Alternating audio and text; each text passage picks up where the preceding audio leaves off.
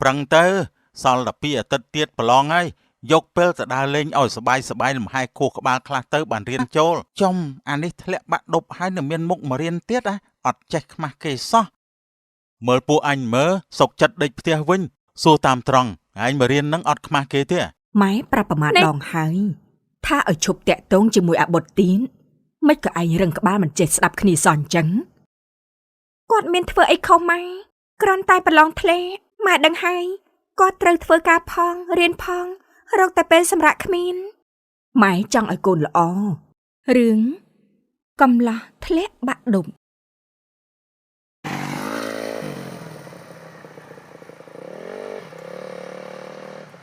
មីងមីងកញ្ញារៀបចំខ្លួនហើយនៅមីងអូបុតទីកញ្ញានៅលើផ្ទះចាំមីងហៅឲ្យកញ្ញារួចនៅកូនបុតគេមកយកហើយរួចហើយម៉ែរួចហើយ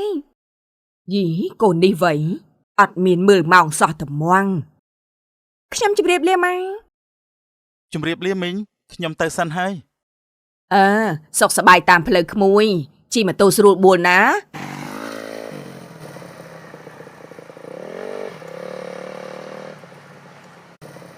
ហេតុតែគេមានគូជិះម៉ូតូជាមួយគ្នាឲ្យតសងអត់អាណិតចិត្តអ្នកបើកពីក្រោយអីបន្តិចសោះបើថាអញ្ចឹងមិនក៏រមមួយដែរទៅកុំឲ្យទំនេរកែបយ៉ាឯងនេះបានសម្ដីណាស់ណោះអញតមុនសិនហើយចាំជួបគ្នានៅសាលាវើយ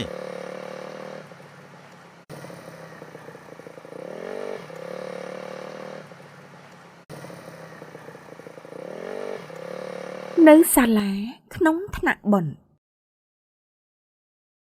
កុំភ្លេចកត់រូបមន្តនេះទុកហើយឧស្សាហ៍រៀនធ្វើលំហាត់ផង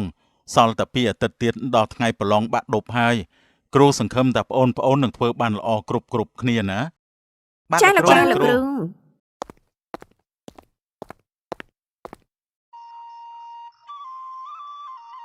ណែថ្ងៃហ្នឹងមិញនេះអត់មកលក់បាយទេចាញ់លេងគិតទៅរកបាយព្រឹកណៃណាវ៉េ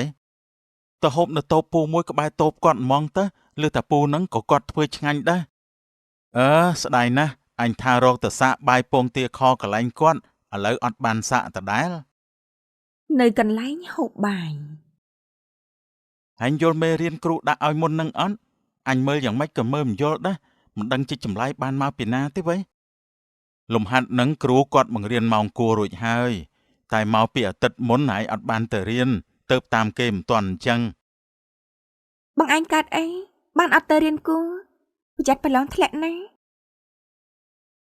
បងរវល់រឿងការងារហ្នឹងណាមួយរយៈនេះត្រូវថែមម៉ោងរហូតដល់អត់សូវមានពេលទំនេរទេតែទៅយឺតម៉ោងច្បាស់ចិត្តតកែស្ដីឲ្យមិនខានឆ្នាំនេះបងឯងប្រឡងគួរណាស់តែផ្ដោតទៅលើរឿងរៀនឲ្យបានច្រើនការងារបើអាចផ្អាកបានក៏ផ្អាកសិនទៅចាំប្រឡងចប់ចាំទៅធ្វើការវិញកញ្ញានិយាយត្រូវហើយខំរៀនណាប៉ុនព្យាយាមមក12ឆ្នាំដើម្បីតែ2ថ្ងៃទេតែភ្លាត់ចប់ហើយការងារចាំរៀនចប់ចាំធ្វើក៏បានកុំឲ្យស្ដាយក្រោយណាវើយរឿងរៀនក៏ខ្វល់រឿងរកលុយក៏ខ្វល់អញគ្រាន់តែមិនចង់ពឹងអ្នកផ្ទះព្រោះអាយុច្រើនហើយចង់ចាញ់រកលុយខ្លួនឯងកុំឲ្យលំបាកដល់ពួកគាត់អញ្ចឹងចេះចុះពេលចាញ់លេងចាំអញបង្រៀនឯងបន្ថែមពីលំហាត់ដែលលោកគ្រូបង្រៀនម៉ោងគួរឲ្យឯងបានយល់ខ្លះមិនដែរល្អនតាបើបានឯងជួយអញ្ចឹងគ្នាសប្បាយចិត្តណាស់អរគុណហើយណាសម្លាញ់មិនអីទេរឿងបន្តិចបន្តួចសោះថ្ងៃអញចង់មករៀនឯងមកអត់មករៀនតែមកព្រឹកអញធុញណាស់ទៅហើយតម្រាំតែមករៀនថ្ងៃទៀតអញគ្មានអារម្មណ៍ទេបើថាអញ្ចឹងកិច្ចទៅកន្លែងកាហ្វេហ្មងទៅបធូរអារម្មណ៍កាត់ stress ខ្លះរៀនច្រើនពេកខ្លាចឈួតសិស្សគ្រប់គ្នាអង្គុយរៀនធម្មតារហូតដល់ឮសំឡេងជួងបន្លឺឡើងជាថ្មីម្ដងទៀតមើលពួកបណ្ឌិតគេខំរៀនធ្វើឯងអីណាជុំគ្នាអង្គុយរៀនឃើញហើយអញខ្ពើមណាស់ប្រឹងទៅសល់តែ2អាទិត្យទៀតប្រឡងហើយយកពេលទៅដើរលេងឲ្យសบายលំហែខួរក្បាលខ្លះទៅបានរៀនចូលមែនតាខំម៉េះប្រឡងធ្លាក់យ៉ាងច្រើនសោកលុយគ្រូទៅមានអីខ្លាំងជាងលុយទៀតគិតទៅពួកនេះចូលចិត្តធ្វើអីពិបាកផ្លូវស្រួលវាមិនចង់ដើរទេភ្លើមែនហ្មងកុំតែស្ដាប់ពីអ្នកនឹងឯងអ្នកណាមិនដឹង ថាអាឡុងនិងអាឈៀងដៃគូដៃកង់កិច្ចសាលាជាមួយគ្នាថ្ងៃប្រឡងចាំតែលួចមើលគេតែប៉ុណ្ណាខាងទ្រឹស្ដីអរគុណហើយណាប៉ុនដែលជូនខ្ញុំមកដល់ផ្ទះជិះទៅវិញប្រយ័ត្នប្រយែងផងបានមិនអីទេបងទៅសិនហើយ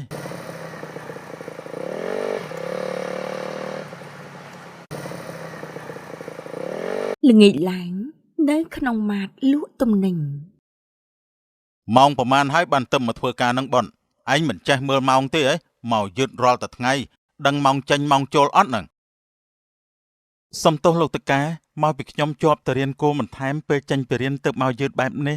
លើកក្រោយខ្ញុំលេងឲ្យយឺតអញ្ចឹងទៀតហើយលើកក្រោយតែរហូតហ្នឹងនិយាយលើកណាក៏ថាចាំលើកក្រោយដែរបើមិននេះទេឯងផ្អាកការងារមួយរយៈសិនទៅខ្ញុំមិនចង់បានបុគ្គលិកមកធ្វើការយឺតយ៉ាវបែបនេះទេអត់ទេលោកតកែស្អែកខ្ញុំនឹងមកឲ្យតាន់ពេលហើយ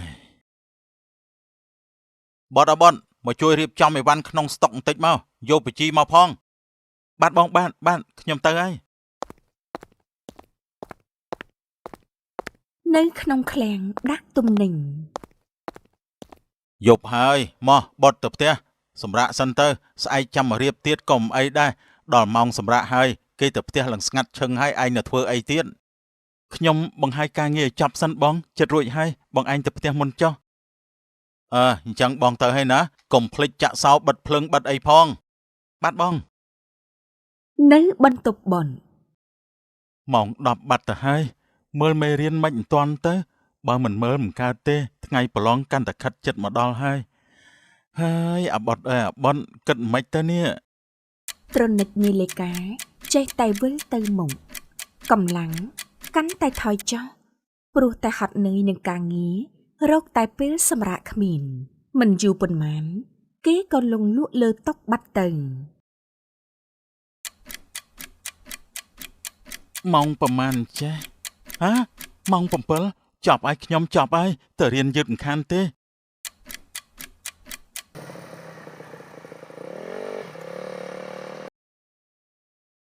ថ្ងៃហ្នឹងមិនក៏យូរម៉េះបងខ្ញុំចាំឡើងរយជេងកុំសួរនាំច្រើនប្រញាប់ឡើងម៉ូតូមក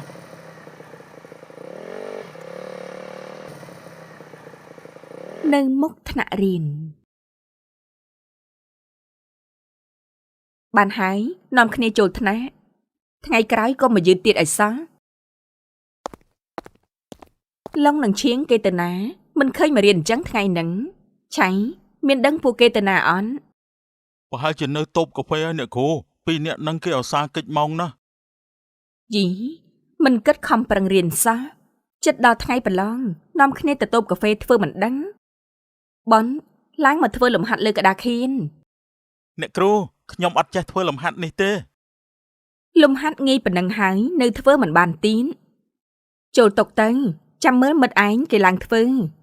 ឆៃមកកែលំហាត់នេះបនអ្នកគ្រូកាត់អីហ្នឹងអាបនថ្ងៃហ្នឹងអញឃើញឯងភ្លឹកអញ្ចឹងបែបអត់ងុយខ្លាំងដឹងយប់មិញម្សិលមិញនៅបង្ហាយការងារដល់យប់ជ្រៅមកដល់ផ្ទះវិញអង្គុយមើលមេរៀនមួយសន្ទង់ក៏ដេកលក់ទៅមិនដឹងជាលក់តាំងពីអង្កលទេឯនេះអញ្ចឹងបានជាយឺតគ្រូឲ្យឈរជើងមួយនៅមុខថ្នាក់កញ្ញាថ្ងៃនេះអូនឯងឲ្យធីរីជូនទៅផ្ទះមួយថ្ងៃសិនទៅណាបងប្រញាប់ទៅធ្វើការមិនបានជូនទៅទេអញ្ចឹងក៏បានដែរណែថ្ងៃនេះអញអត់បានទៅរៀនគួរទេណាអត់ទៀតទៅរៀនបានប្រហែលថ្ងៃសោះអញរវល់កញ្ញាបងទៅសិនហើយណាបងបត់ឥឡូវគិតតែពីរឿងធ្វើការមិនគិតខំរៀនសោះខ្ញុំខ្លាចតែថ្ងៃបាក់ដប់គាត់ធ្វើមិនបានល្អទេមែនហើយខ្ញុំក៏គិតអញ្ចឹងដែរផ្ទះកញ្ញាអរគុណណាស់ធីរីដែលជូនគ្នាមកមិនអីទេល្ងាចនេះគ្នាមកលេងផ្ទះឯងបានអត់ចង់ពិភាក្សារឿងមេរៀនគ្រូដាក់ឲ្យបន្តិចមានអីមកបានតែអញ្ចឹងខ្ញុំទៅដូរកៅអៅសិនតិចទៀតចាំមកវិញថ្ងៃនេះមកធ្វើការលឿនជាងរាល់ដងឯបនថ្ងៃនេះខ្ញុំអត់បានទៅរៀនគួរទេទើបអាចមកលឿនបានខិតខំធ្វើការឲ្យបានល្អណាបានរយៈពេល1អាទិត្យកន្លងផុនថ្ងៃប្រឡងក៏មកដល់សិស្សានុសិស្ស ឈរតម្រង់ជួរត្រៀបត្រានៅមុខមណ្ឌលប្រឡង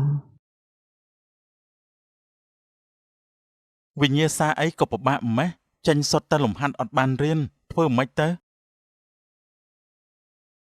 មិនអាបនហើយធ្វើបានអត់ទេមេរៀនសុទ្ធតែមិនបានមើលគ្នាគ្មានសង្ឃឹមជាប់ទេកុំតន់អាលបាក់ទឹកចិនខំប្រឹងឡើងវើយបានហើយទៅផ្ទះទៅម៉ាក់ឯងគាត់ចាំនៅក្រៅ នេះបនដើរចេញមកវិញទាំងទឹកមុខស្រពាប់ស្រពូនក្រោយប្រឡងចំសិស្សខ្លះរីករាយព្រោះតែមានសង្ឃឹមអាចបានលទ្ធផលល្អឯសិស្សខ្លះទៀតក៏ក្រៀមក្រំដែលខ្លួនធ្វើមិនបាននៅបន្ទប់បន អាឡូបនថ្ងៃហ្នឹងគេចេញលទ្ធផលហើយរៀបចំខ្លួនទៅមើលឈ្មោះជាមួយអញកញ្ញាក៏គេទៅដែរអញអត់ទៅទេឯងទៅមិនអញ្ចឹងហ៎ប្រឡងចប់អត់ចង់ដឹងលទ្ធផលទេអីអត់ទេបានហើយអញចង់ដេកអាឡូយ៉ាងម៉េចនឹងវុនបុតគាត់ទៅអន់ បត់គេអត់ទៅទេ គាត់មិនទៅក៏មិនអីដែរចាំទៅដល់មើលឈ្មោះជំនួសគាត់នៅសាលា ខ្ញុំជាប់ហើយកញ្ញាខ្ញុំបាន B មែនក៏អីអូមែនតាវុនចុះឈ្មោះបងបន អាបត់ធ្លាក់ហើយ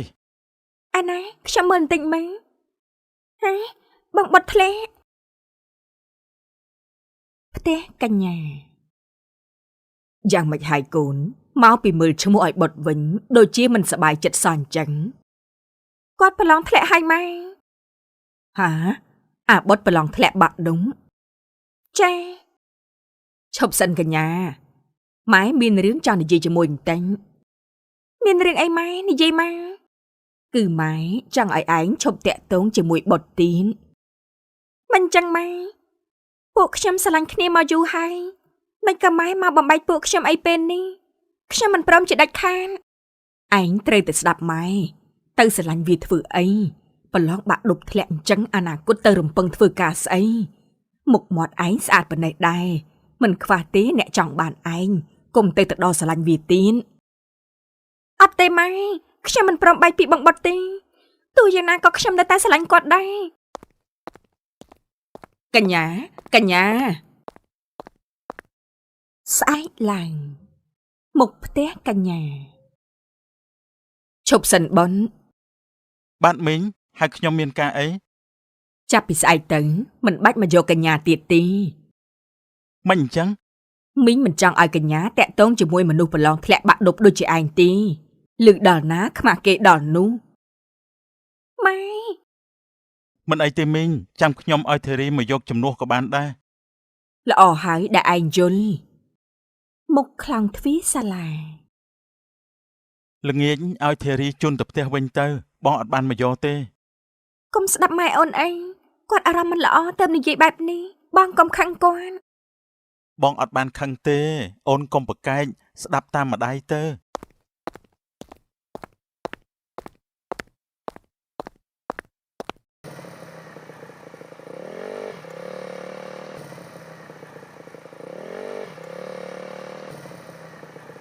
អវុនអញតាណាហ្នឹង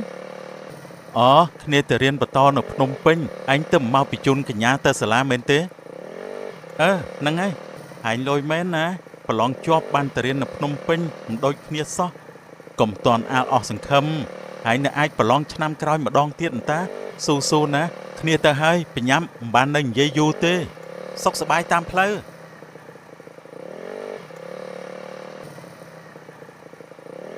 នៅសាលាមុខថ្នាក់រៀនអាណិតបងប្រុសណាមិនដឹងថាគាត់ពិបាកចិត្តប៉ុណ្ណាទេទើបតែប្រឡងមិនបានលទ្ធផលល្អឥឡូវមកមានរឿងម្ដាយឯងមិនឲ្យតាក់ទងគ្នាទៀតគាត់ប្រហែលជាពិបាកចិត្តណាស់ហើយមើលទៅតោះចូលរៀនវិញស្អែកឡើងផ្ទះកញ្ញាថ្ងៃនឹងអត់ទៅរៀនទេឯកូនអត់ទេម៉ែគេវ៉ាកងហើយសាលាអត់រៀនទេអញ្ចឹងទេចាអាឡូថេរីទំនេរអត់ជួយជូនគ្នាទៅផ្ទះបងបន្តិចមក កញ្ញាទេហ៎ចូលមកក្នុងសិនមកមានរឿងអីបានជាមករកបងដល់ផ្ទះអញ្ចឹង ចាំមកសួរសុខទុក្ខហ្នឹងនិយាយអញ្ចឹងចូលកង់វិញបងឯងទៅរៀនអត់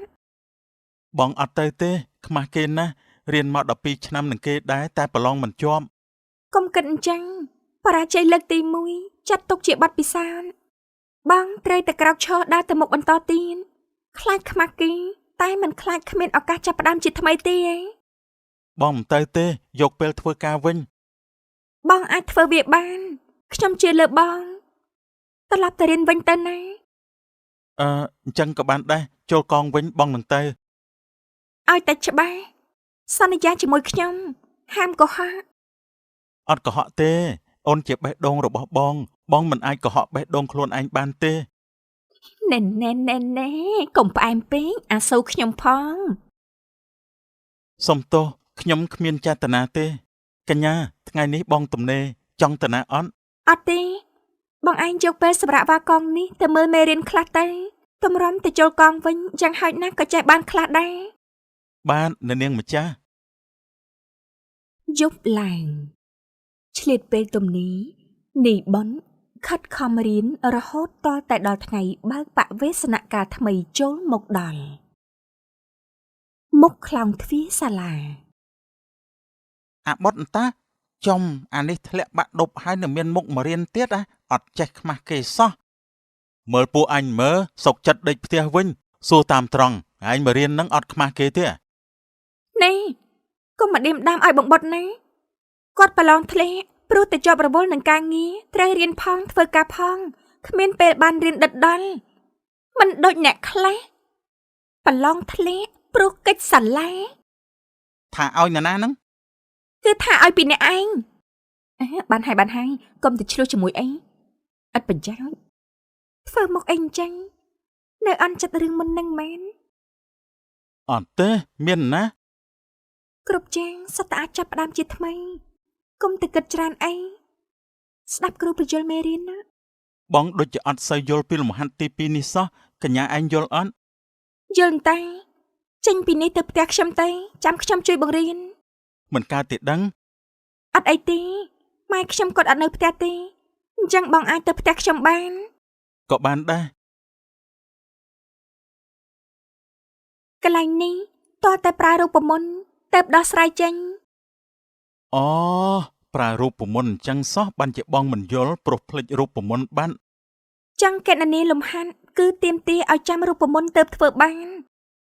បានបងយល់ហើយកន្លែងនេះគេធ្វើអញ្ចេះត្រូវអត់ ត្រូវហើយឃើញអត់ឲ្យតែបងឯងដាក់ចិត្តថារៀនតែមកផ្លែតចេះបានបុនអង្គុយរៀនជាមួយកញ្ញាមួយសន្ទុះទៅត្រឡប់ទៅផ្ទះវិញ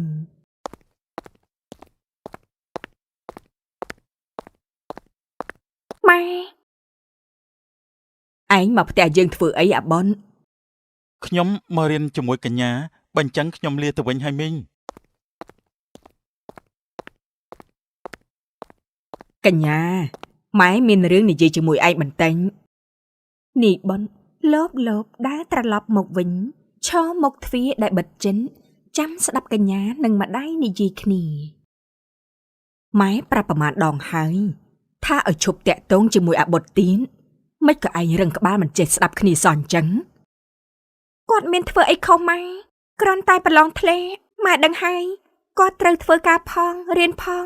រកតែពេលសម្រាប់គ្មានម៉ែចង់ឲ្យកូនល្អចង់ឲ្យកូនរស់នៅស្រួលមុខមាត់ឯងប៉ុណ្ណេះដែរមិនខ្វះទេអ្នកមានគេចង់បានទៅសម្លឹងឃើញអីតែអាម្នាក់នឹងមកពីគាត់ចរិតល្អនៅលើលោកនេះមនុស្សប្រុសដែលស្រឡាញ់មនុស្សស្រីព្រោះតែរូបសម្រស់មិនខ្វះទេតែមនុស្សប្រុសដែលស្រឡាញ់មនុស្សស្រីដោយចិត្តនឹងចិនមិនងាយរកបានទេឯងឃើញឪពុកឯងទីរៀនមិនបានខ្ពង់ខ្ពស់គ្មានចំណេះនឹងខ្លួនត្រូវតែធ្វើការនៅស្រុកគេបាត់រាល់ខែយូរទៅមកលេងម្ដងអនាគតទៅឯងចង់រស់នៅឃ្លាតពីប្តីដូចជាម៉ែអញ្ចឹងដែរមែនទេទោះត្រូវរស់នៅឃ្លាតពីប្តីក៏ប្រសើរជាងរស់នៅជាមួយប្តីអ្នកមានលួចមានស្រីឲ្យប្រពន្ធក្រំគ្រាចិនសម័យនេះហើយ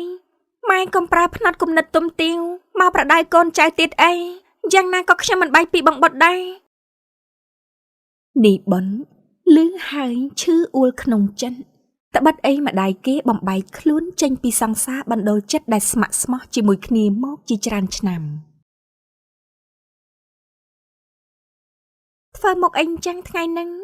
ពិបាកចិត្តមែន អត់មានអីទេ អត់មានអីមែនទេ ប្រាប់ហើយថាអត់មានអីទេចូលចិត្តទៅសួរអីដដែលម្លេះមានរឿងអីឆាប់និយាយមក មិនបាននិយាយបែបហ្នឹងដាក់ខ្ញុំរត់ដងបងម្ដាយបែបនេះទេបងខឹងខ្ញុំរឿងអីមែន អត់ទេបើអស់អីហើយបងទៅវិញហើយ ឆុងនេះបងស្ដាប់ឮរឿងម៉ែអូនកាលពីម្សិលមិញមែន បងបានលឺអស់ហើយបងជាមនុស្សកំសាកគ្រាន់តែរៀនក៏បងធ្វើមិនបានផងតទៅថ្ងៃមុខអូននៅជាមួយបងគ្មានអនាគតទេ ការប្រឡងវាតែងតែមានជាប់មានធ្លាក់បងកុំតន់អស់សង្ឃឹមឲ្យតែព្យាយាមបងនឹងធ្វើវាបានឃើញទេសំបីអ្នកគ្រូក៏ភ្ញាក់ផ្អើលនឹងសមត្ថភាពបងដែរខំឡើងណាកុំឲ្យពាក្យសម្ដីអ្នកដទៃមានឥទ្ធិពលលើជីវិតរបស់បងឲ្យសោះ បងអរគុណហើយណាកញ្ញាអូនតែងតែជួយលើកទឹកចិត្តបងជានិច្ច ខ្ញុំជឿជាក់លើបងណាខំដើរទៅមុខទៀត លោកតាកែខ្ញុំចង់សុំអីបនសុំឡើងប្រាក់ខែមែនទេអត់ទេខ្ញុំចង់សុំតាកែឈប់ធ្វើការហើយមិនអញ្ចឹងខ្ញុំចង់ផ្ដោតទៅលើការសិក្សាឲ្យបានច្រើនជាងមុនមិនអីទេបើឯងចង់អញ្ចឹងទៅហើយខ្ញុំមិនប្រកែកទេបានអរគុណលោកតាកែ ពេលវេលាចេះតែរំកិលទៅមុខមិនបានប្រមាណថ្ងៃប្រឡងបាក់ឌុបក៏មកដល់ម្ដងនេះនាយបុតបញ្ចេញអស់ពីសមត្ថភាពជាលទ្ធផលគេក៏ប្រឡងជាប់ បងប្រឡងជាប់ហើយកញ្ញាបងបានឌី ខ្ញុំក៏ជាប់ដែរម្នាក់មានស្នាមញញឹមជាប់មាត់ដែលជាក្តីរីករាយចេញពីចិនម៉ែសឹងតែមិនជឿថាអនាគតកូនប្រសាម៉ែពិតជាធ្វើបានមែន បើគ្មានកញ្ញាជួយលើកទឹកចិត្តខ្ញុំទេម្លេះខ្ញុំប្រហែលជាមិនតស៊ូដល់ម្លឹងទេ មកពីបងអញដែរទេដែលសម្រេចចិត្តថាមិនឲ្យពាក្យសម្ដីអ្នកដទៃដែលគេមើលងាយមកកំណត់អនាគតបងម៉ែសុំទោសណាកូនដែលម៉ែចង់បំបែកពួកកូនទាំងពីរព្រោះតែមិនចង់ឲ្យកូនខ្មាស់គេដែលមានសង្សារប្រឡងធ្លាក់បាក់ដុំមិនអីទេម៉ែតាមពិតទៅពាក្យសម្ដីអ្នកដទៃគ្មានឥទ្ធិពលអ្វីលើជីវិតយើងទេប្រសិនបើយើងស្គាល់ថាខ្លួនឯងជានរណាឲ្យតែយើងប្រឹងយើងនឹងទៅដល់គោលដៅក្រោយរៀនចំនីបុនបើកហាងថតរូបមួយផ្ទាល់ខ្លួនតម្លៃអប់រំអ្វីគ្រប់យ៉ាងត្រូវការពេលវេលាឲ្យតែអ្នកព្យាយាមវានឹងបានសម្រេចហើយត្រូវចេះលើកទឹកចិត្តមនុស្សជុំវិញខ្លួនព្រោះពាក្យសម្ដីរបស់អ្នកជាអាវុធដ៏មុតស្រួចដែលត្រូវប្រើដោយប្រុងប្រយ័ត្នចាប់ដោយបរិបូរណ៍